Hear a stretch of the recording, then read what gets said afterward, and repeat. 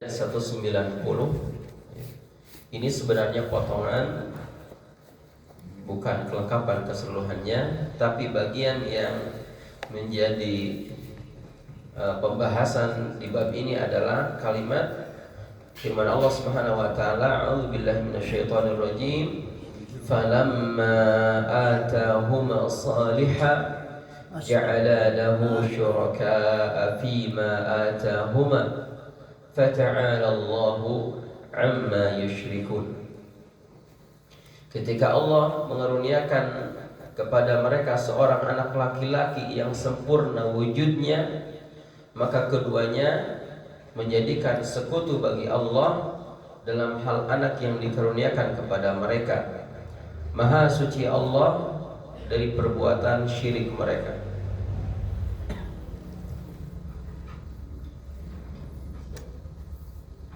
Kalimat sempurna dari ayat ini saya bacakan di surat Al-A'raf ayat 109. Huwallazi khalaqakum min nafsin wahidah wa ja'ala minha zawjaha liyaskuna ilaiha falamma taghashaha hamalat hamlan khafifan famarrat bih falamma athqalat da'wa Allaha rabbahuma لئن آتيتنا صالحا لنكونن من الشاكرين فلما آتاهما صالحا جعل له شركاء فيما آتاهما فتعالى الله عما يشركون. Dialah Allah yang telah menciptakan kalian dari jiwa yang satu, maksudnya Adam, dan darinya Dia menciptakan pasangannya Hawa agar dia merasa senang kepadanya. Maka setelah dicampurinya istrinya mengandung kandungan yang ringan, dan teruslah dia merasa ringan beberapa waktu. Kemudian ketika dia merasa berat, kedua suami istri ini bermohon kepada Allah dengan mengatakan, Rob, memohon Allah, Rob mereka, seraya berkata, jika Engkau memberi kami anak yang soleh, tentulah kami akan selalu bersyukur. Maka setelah dia memberi keduanya seorang anak yang soleh, mereka menjadikan sekutu bagi Allah terhadap anak yang telah dianugerahkannya. Maka maha tinggi Allah dari apa yang mereka persekutukan. Hadirin rahimakumullah, ayat ini kaitannya dengan adanya orang yang memohon kepada Allah Subhanahu wa taala agar dikaruniai anak yang soleh atau anak yang baik, anak yang sempurna wujudnya, fisiknya. Lalu kemudian setelah Allah Subhanahu wa taala mengabulkan permohonan mereka, diberi mereka anak yang baik, yang sempurna wujudnya, ya, tiba-tiba mereka menjadikan anak itu sekutu bagi Allah Subhanahu wa ta'ala. Maka maha suci Allah Subhanahu wa ta'ala dari apa yang mereka kerjakan.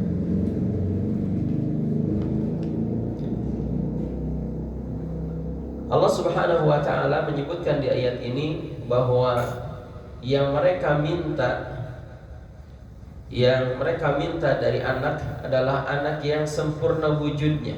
Jadi yang dimaksud solehah di sini bukan anak yang soleh dari sisi agamanya, tetapi baik atau sempurna dari sisi wujudnya. Ya. Lalu kemudian sebagian besar manusia oleh Allah Subhanahu wa taala diwujudkan permintaan mereka, diberinyalah anak yang sempurna, yang tidak cacat. Tapi kemudian anak ini menjadi sekutu bagi Allah Subhanahu wa ta'ala.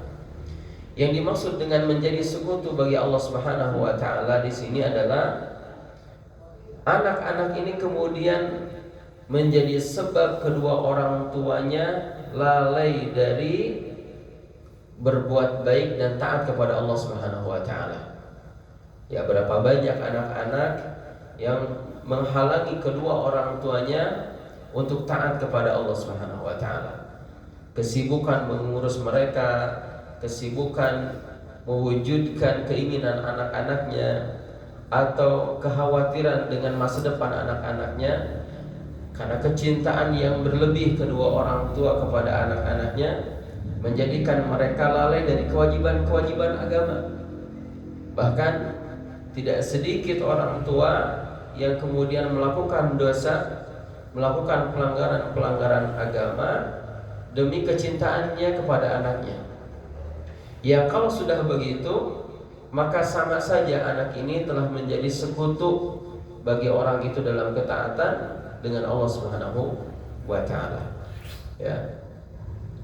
Jadi orang tua yang demi kecintaannya kepada anak lalu kemudian ia rela melanggar aturan-aturan agama, ya, maka hakikatnya dia telah menyekutukan Allah Subhanahu wa taala dengan anak itu. Dan ini sesuatu yang banyak tidak disadari ya oleh para orang tua, ya. Demi anaknya ia kemudian meninggalkan sholat, demi anaknya dia korupsi, demi anaknya dia lalai dari kewajiban-kewajiban agama dan seterusnya. Ya, maka hal ini sama dengan telah menyekutukan Allah Subhanahu wa taala dengan anaknya ini, atau anaknya telah menjadikannya sekutu bagi Allah Subhanahu wa taala. Padahal kita tahu ya bahwa anak itu amanah dari Allah Subhanahu wa taala. Tetapi Al-Qur'an juga menyebutkan anak itu selain amanah juga adalah fitnah. Dalam ayat Allah mengatakan innama amwalukum wa auladukum fitnah. Hanya saja harta-harta kalian dan anak-anak kalian adalah fitnah, ujian, ya. Ujian dari Allah Subhanahu wa taala. Yang dengan itu Allah Subhanahu wa taala menguji apakah hamba itu akan tetap taat kepadanya, memprioritaskannya, lebih mengutamakan Allah Subhanahu wa taala ya dibanding dengan kecintaannya kepada anak-anaknya. Oleh sebab itu, Bapak Ibu sekalian, hendaknya setiap orang tua yang memiliki anak menyadari hal ini, menyadari bahwa anak-anak mereka adalah amanah dari Allah Subhanahu wa taala, tapi sekaligus juga ujian, ya. Sehingga tidak boleh kecintaan kita kepada anak-anak kita sampai kemudian menjadi sebab kita melanggar aturan-aturan agama, ya. Berkaitan dengan ini, Ibnu Hazm berkata, para ulama telah sepakat mengharamkan setiap nama yang diperhambakan kepada selain Allah, seperti Abdul Umar, hamba Umar, Abdul Ka'bah, hambanya Ka'bah, dan yang sejenisnya, kecuali Abdul Muttalib, ya.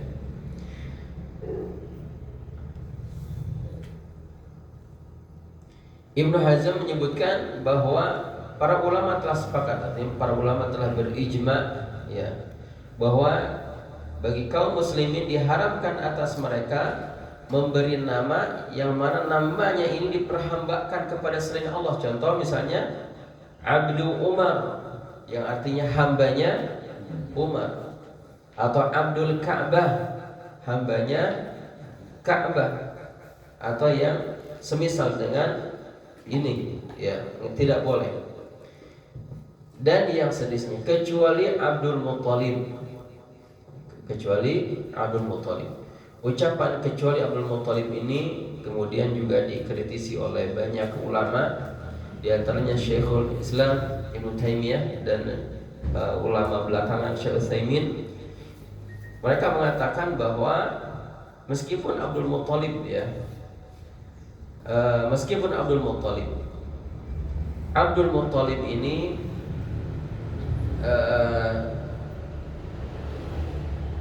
kita ketahui bukan nama aslinya, tapi nama kunyah, ya. Nama aslinya ada yang tahu Pak? Saya lupa itu. Ya. Jadi dia orang ini atau anak ini dia dibonceng oleh Muthalib. Lalu kemudian orang-orang memanggilnya Abdul Muthalib. Dan Nabi SAW menyebutkan Abdul Muthalib ya dalam satu hadis, tetapi tidak menunjukkan pembenaran atas nama itu. Nabi hanya menyebutkan saja tentang Abdul Muthalib ini. Ya. Beliau SAW menyebutkan bahwa saya adalah anaknya Abdul Muthalib, maksudnya kakek saya adalah Abdul Muthalib. Dan penyebutan bahwa saya ini anaknya Abdul Muthalib bukan berarti Nabi SAW membolehkan atau mengizinkan penamaan dengan nama ini. Beliau mengatakan, "Anna nabiyyu la kadhiba, ana ibnu Abdul Muthalib." Aku adalah nabi, tidak dusta, dan aku ini anaknya Abdul Muthalib, ya. Dan aku adalah anak ibnu Abdul Muthalib. Aku adalah anaknya Abdul Muthalib.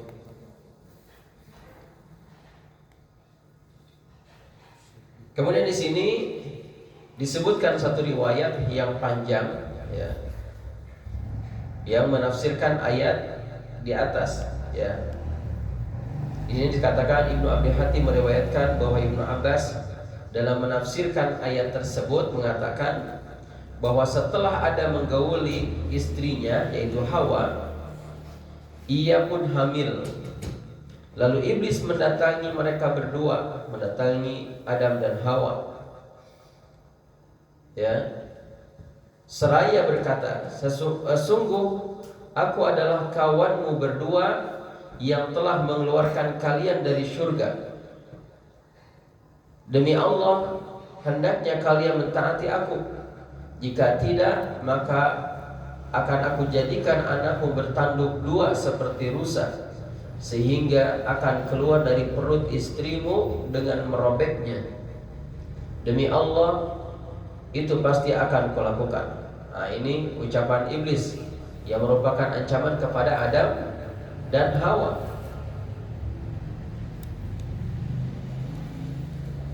Ya, itu yang dikatakan iblis dalam rangka menakut-nakuti mereka berdua. Selanjutnya iblis berkata, "Namailah anakmu dengan Abdul Harith."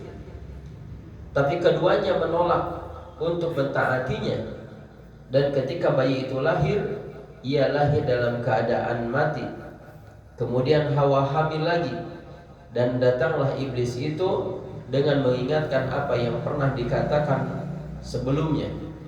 Karena Adam dan Hawa cenderung lebih mencintai keselamatan anaknya, maka ia memberi nama anaknya dengan Abdul Harith. Dan itulah penafsiran dari firman Allah, ja'ala lahu syuraka'a fima atahuma. Ya. Jadi di ayat di atas yang menyebutkan ja'ala lahu syuraka'a fima atahuma, mereka berdua telah menjadikan sekutu dari apa-apa yang Allah Subhanahu wa taala berikan kepada mereka, yaitu menjadikan anaknya dengan nama Abdul Harith. Sementara Harith itu adalah salah satu nama iblis, sehingga Abdul Harith artinya hambanya iblis. Ibnu Abi Hatim meriwayatkan pula dengan sanad yang sahih bahwa Qatadah dalam menafsirkan ayat ini mengatakan, yaitu menyekutukan Allah dengan taat kepada iblis, bukan dalam rangka beribadah kepadanya. Hadirin rahimakumullah, mari kita lihat riwayat ini, ya. Riwayat ini sebenarnya riwayat yang batil, ya. Ini menurut Syekh Utsaimin.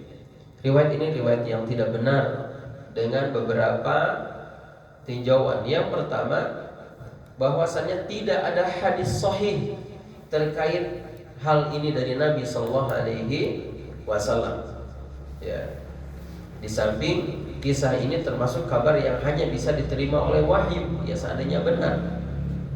Karena ini hadis yang berkaitan dengan kisah masa lalu, satu hal yang gaib bagi kita.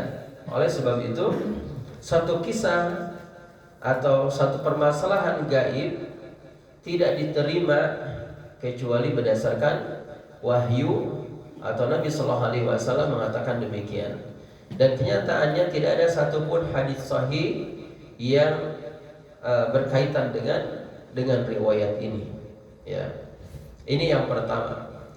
Kemudian jika kisah ini berkaitan dengan Adam dan Hawa, lalu kemudian disebutkan di dalam kisah ini sampai kemudian Adam dan Hawa menamai anaknya Abdul Harith yang artinya anak iblis, ya, atau hambanya iblis, maka dari sana dilihat bahwa Adam dan Hawa melakukan kesyirikan. Lalu apa mungkin seorang nabi melakukan kesyirikan? Ya. Atau anggaplah misalnya seandainya kisah ini benar, ya, lalu kemudian disebutkan bahwa Adam dan Hawa melakukan kesyirikan kepada Allah Subhanahu wa taala dengan menamai anaknya Abdul Harith. Ya. Lalu apa faidah Allah Subhanahu wa taala misalnya meriwayatkan riwayat ini, seandainya ini benar, ya. Seandainya ini benar, lalu apa faidah Allah Subhanahu wa taala menyebutkan kepada kisah-kisah musyriknya Adam dan Hawa, sementara tidak disebutkan tentang pertaubatan mereka. Beda dengan misalnya kisah Adam dan Hawa yang melakukan kemaksiatan kepada Allah, tapi kemudian keduanya bertobat dengan mengatakan Rabbana zalamna anfusana wa illam taghfir lana wa tarhamna lanakunanna minal khasirin. Tapi di riwayat ini tidak ada kelanjutan bahwa kemudian Adam dan Hawa bertobat. Jadi seakan-akan Adam dan Hawa melakukan kesyirikan, tapi kemudian dia tidak bertobat. Ya. Lalu kemudian tidak bertobat. Kalau tidak bertobat berarti wafat dalam keadaan musyrik. Dan ini sama sekali tidak bisa diterima oleh akal kita. Bagaimana mungkin seorang Nabi Allah Subhanahu wa taala ia wafat dalam keadaan musyrik, dalam keadaan melakukan kesyirikan, ya. Jadi ini tinjauan kedua yang menunjukkan bahwa riwayat ini adalah riwayat yang tidak benar. Kemudian yang ketiga, bahwasanya para nabi itu terjaga dari kesyirikan. Ini sebagaimana kesepakatan para ulama, ya. Nabi itu terjaga dari kesyirikan. Terus menerus saja di dalam dosa besar, selain dosa syirik mereka terjaga, apalagi dari dosa yang paling besar, yaitu dosa syirik. Ya, maka ijma dari para ulama bahwasanya yang namanya nabi itu terjaga dari kesyirikan. Kemudian yang keempat, alasan yang keempat, disebutkan di dalam hadis Nabi Sallallahu Alaihi Wasallam tentang adanya syafaat, ya, bahwa umat manusia nanti di hari kiamat untuk bisa segera diselenggarakannya penghisaban, mereka datang berduyun-duyun kepada Nabi Adam untuk meminta syafaat kepadanya, ya. Lalu kemudian Adam meminta maaf kepada mereka bahwasanya ia tidak bisa memberikan syafaat. Apa alasannya? Alasannya karena dia telah melakukan satu dosa, yaitu mendekati pohon, ya. Kalau karena tidak mendekati pohon saja Nabi Adam tidak bisa memberikan syafaat, lalu bagaimana kalau dosanya lebih besar daripada itu, yaitu syirik, ya. Kita tahu bahwa dosa mendekati pohon, itu kemaksiatan kepada Allah Subhanahu wa taala, itu lebih ringan dia dibandingkan dengan kesyirikan, ya. Seandainya betul Nabi Adam melakukan kesyirikan dengan memberi nama anaknya Abdul Harith, tentu itu akan menjadi alasan bagi Nabi Adam untuk menolak memberikan syafaat. Tapi kenyataannya hal itu tidak dilakukan oleh Nabi Adam. Nabi Adam hanya menyebutkan bahwa dia tidak bisa memberikan syafaat kepada mereka karena telah melakukan satu dosa, yaitu pernah makan pohon terlarang. Ya. Kemudian alasan yang kelima, dalam kisah ini disebutkan bahwa setan datang kepada keduanya, atau iblis datang kepada keduanya dengan mengatakan, aku adalah kawan kalian berdua yang telah mengeluarkan kalian berdua dari surga. Nah, kalimat seperti ini Bapak Ibu sekalian, itu tidak mungkin diucapkan oleh orang yang hendak tidak mungkin diucapkan oleh orang yang hendak menyesatkan di kali kedua gitu. Kan nggak mungkin ada pihak yang telah melakukan penyesatan di kali pertama, lalu kemudian dia hendak menyesatkan di kali kedua dengan mengungkit apa yang telah dilakukannya di kali pertama. Nggak mungkin itu. Ya. Ini alasan yang kelima. Alasan yang keenam, bahwa dalam kisah ini juga Iblis mengatakan, turutilah aku, atau aku akan menjadikan anakmu bertanduk. Ya. Nggak mungkin juga Nabi Adam mentaati iblis karena ucapan ini. Ya. Karena Nabi Adam dia telah bertauhid kepada Allah Subhanahu wa taala. Ya, bahkan Nabi Adam adalah orang yang langsung diajari oleh Allah Subhanahu wa taala nama-nama. Bagaimana mungkin dia akan takut dengan ancaman iblis, sementara dia adalah orang yang paling bertauhid di dalam rububiyah dan uluhiyah. Kemudian alasan yang ketujuh, ya, Allah Subhanahu wa taala menyebutkan fata'ala Allahu amma yusyrikun.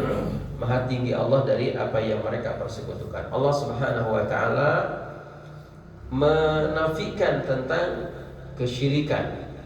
Ya. Dan seandainya Adam dan Hawa betul-betul melakukan kesyirikan, maka Allah Subhanahu wa taala tidak akan menutup dengan kalimat ini, ya. Jadi kesimpulannya, riwayat ini adalah riwayat yang tidak benar, riwayat batil. Ya. Kandungan bab ini, yang pertama, dilarang memberi nama yang diperhambakan kepada selain Allah Subhanahu wa taala. Jadi Abdu hanya dibolehkan Abdullah, Abdul Karim, Abdul Rahman, atau nama-nama yang dinisbatkan kepada Allah Subhanahu wa taala. Allah punya nama-nama, ya.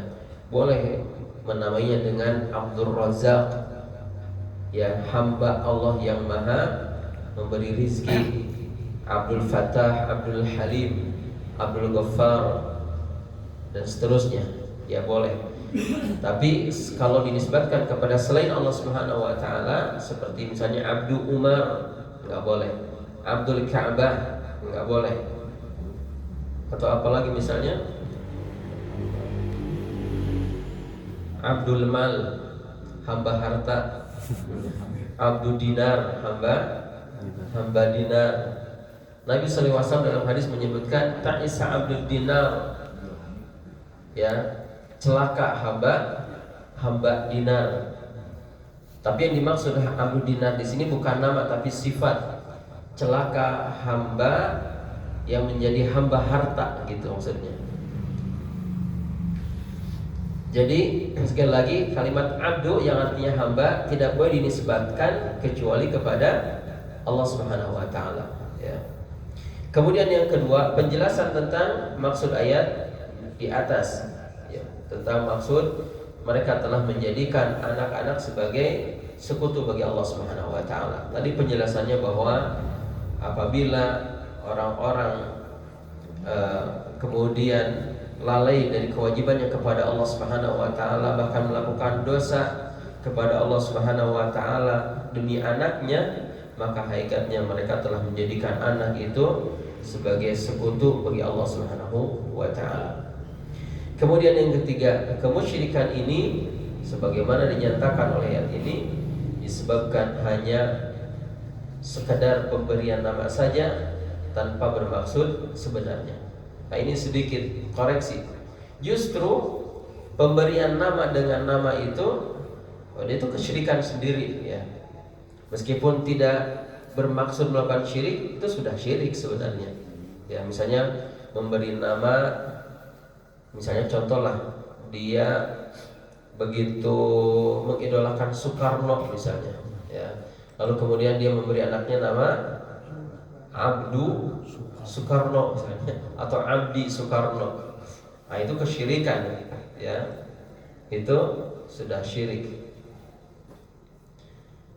Pemberian anak perempuan dengan wujud yang sempurna merupakan nikmat Allah yang wajib disyukuri. Orang-orang Arab dahulu, Bapak Ibu sekalian, meyakini bahwa anak perempuan itu adalah kesialan. Ya, maka ketika lahirnya anak perempuan, mereka malu. Ya, muka mereka muswadda wa huwa kadhib. Muka mereka langsung hitam, ya, karena malunya itu. Ya, karena menganggap bahwa anak perempuan itu sebagai aib. Padahal anak perempuan itu adalah juga nikmat dari Allah Subhanahu wa taala sebagaimana anak laki-laki. Anak perempuan bukan aib, ya. Anak perempuan itu bukan hukuman dari Allah Subhanahu wa taala, sama sekali bukan. Bahkan Nabi sallallahu alaihi wasallam menyebutkan tentang keutamaan mengurus anak perempuan, ya. Mengurus anak perempuan. Bahkan orang yang diberi 2 anak perempuan lalu kemudian mengurusnya dengan pengurusan yang baik, maka baginya surga, ya. Jadi anak perempuan sebagaimana anak laki-laki, dia adalah nikmat dari Allah Subhanahu wa taala. Ini menafikan anggapan orang-orang kafir Quraisy dahulu atau orang Arab secara umum yang menganggap bahwa anak perempuan ini sebagai aib dan hukuman dari Allah Subhanahu wa taala. Yang terakhir, ulama salaf menyebutkan perbedaan antara kemusyrikan di dalam taat dan kemusyrikan di dalam beribadah. Ketaatan itu ibadah juga sih sebenarnya, ya. Tetapi kadang ada ketaatan yang bukan ibadah. Contoh misalnya ada orang yang dipaksa, ya. Ada orang yang dipaksa untuk melakukan satu kesyirikan, lalu kemudian ia melakukannya. Ya, bentuknya ya pasti ibadah. Maka di dalam poin yang kelima ini Syekh Utsaimin juga memberikan koreksi bahwa ketaatan dan ibadah itu maknanya ya sama, ya. Karena ketaatan itu adalah ibadah, ya, meskipun kadang-kadang ada bentuk ketaatan, ya, tetapi dia bukan ibadah. Setiap ibadah adalah ketaatan, tapi tidak semua ketaatan adalah ibadah. Contoh misalnya taatnya seorang anak kepada ibunya atau kepada ayahnya itu bukan ta'abudi, tetapi setiap ta'abudi, setiap bentuk ibadah adalah ketaatan, ya, yaitu ketaatan kepada Allah Subhanahu wa taala. Ini kurang lebih Bapak Ibu sekalian kandungan dari bab 50 tentang tidak bolehnya memberikan nama yang diperhambakan kepada selain Allah Subhanahu wa taala, sehingga nama itu hanya boleh Abdullah, hamba Allah, atau yang dinisbatkan kepada Asmaul Husna yang merupakan nama-nama Allah Subhanahu wa taala. Demikian yang kita baca di pagi hari ini. Kalau ada pertanyaan, moga.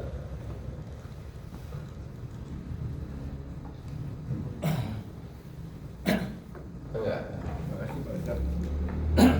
Mengenai tadi Pak, ibadah kan bekerja itu kan mencari nafkah ibadah Pak ya. Iya. Tapi bekerjanya di satu tempat yang tempatnya dilarang oleh aturan agama. Misalnya Gimana Pak diulang? kita bekerja ibadah Pak ya. Ya. Nah, dan mencari nafkah. Tapi kita bekerja di tempat misalnya penjualan pabrik minuman, Oh ya. tempat perjudian, Iya. tempat rumah makan yang mengandung yang diharamkan. Itu gimana Pak? Ya. Apakah semua bekerja itu ibadah? Tidak. Apakah mencari nafkah itu ibadah? Tergantung niatnya dan tergantung apa yang dikerjakannya. Ya. Tapi betul kalau bekerja itu bisa menjadi ibadah dengan syarat satu, niatnya benar, kemudian caranya yang benar. Caranya juga harus benar. Pertama niat. Terutama bapak-bapak yang mencari nafkah, supaya mencari nafkahnya, mencari ma'isyahnya, bekerjanya menjadi ibadah, maka berniatlah dengan niat yang benar. Di antaranya misalnya bekerja dengan niat untuk mencari harta untuk menafkahi anak istri sebagai amanah dari Allah Subhanahu wa taala. Dalam ayat Allah mengatakan, "Ar-rijalu qawwamuna 'alan nisa bima faddala Allah ba'dahum 'ala ba'din wa bima anfaqu min amwalihim." Allah telah menjadikan laki-laki ini sebagai qawam, pemimpin bagi wanita. Karena Allah telah melebihkan laki-laki ketimbang wanita, dan dikarenakan kaum laki-laki itu memberikan nafkah. Ya. Nah, laki-laki yang mencari rizki dengan niat, dengan rizki itu untuk memberikan nafkah kepada anaknya, kepada istrinya sebagai amanah dari Allah, jadi emang harus dilibatkan Allahnya, maka bekerjanya ibadah insya Allah. Atau misalnya orang bekerja dengan niat menjaga diri dari minta-minta, karena Nabi SAW melarang orang yang minta-minta. Bahkan Nabi menyebutkan bahwa orang yang minta-minta akan dihadirkan di hari kiamat dalam keadaan muka yang tidak memiliki daging. Nabi SAW mengajarkan doa kepada kita agar terjaga dari minta-minta. Allahumma inni as'alukal huda wat tuqa wal afafa wal ghina. Wal afafa itu artinya menjaga kehormatan diri, menjaga diri dari minta-minta. Maka orang yang bekerja dengan niat menjaga diri dari minta-minta, maka dia memiliki nilai ibadah dalam bekerjanya. Ya. Atau dia bekerja dalam rangka memberikan kemanfaatan kepada manusia, ya. Memberikan kemanfaatan kepada manusia. Itu juga ibadah, ya. Kalau niatnya seperti itu. Kemudian yang kedua, caranya yang benar. Dia bekerjanya seperti apa? Pekerjaannya apa? Kalau bekerjanya menjual miras, maka ini pekerjaan yang tidak diizinkan oleh syariat, bahkan dia haramkan. Ya, dan tidak bisa bersatu antara niat yang baik dengan cara yang salah. Gitu.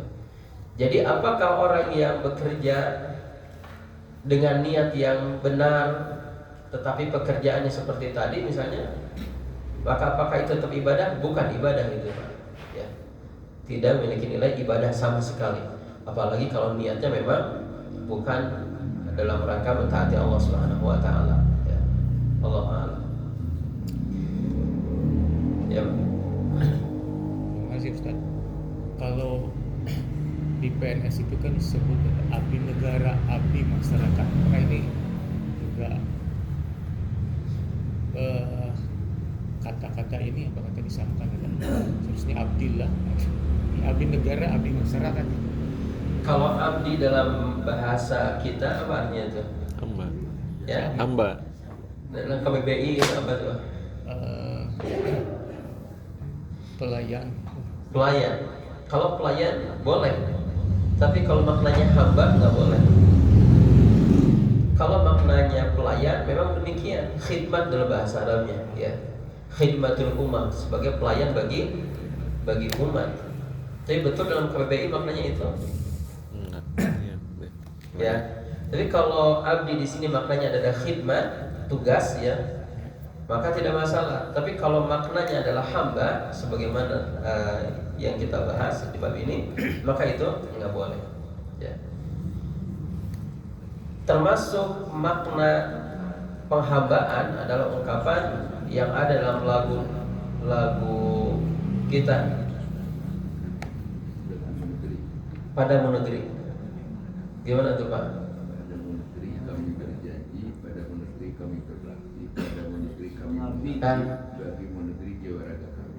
bagi negeri jiwa raga kami. Nah itu di sana ada makna penghambaan itu, ya. Bagi kita ya kepada Allah Subhanahu wa taala, kepada Allah Subhanahu wa taala atas segalanya. Inna salati wa nusuki wa mahyaya wa mamati lillahi rabbil alamin. Ya lillah, laisa lil bilad. Bisa untuk negeri. Kan bagi kita negeri itu adalah negara mana saja yang di dalamnya diucapkan la ilaha illallah Muhammadur Rasulullah, ya.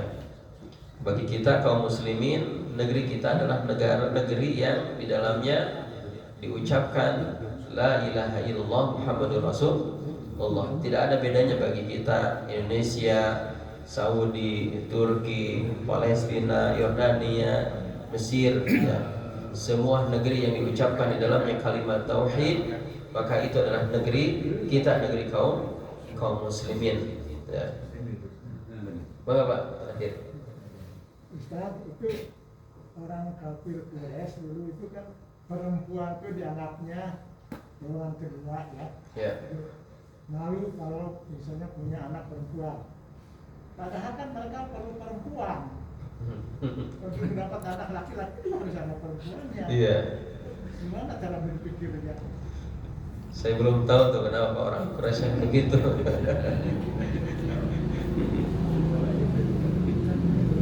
Ya.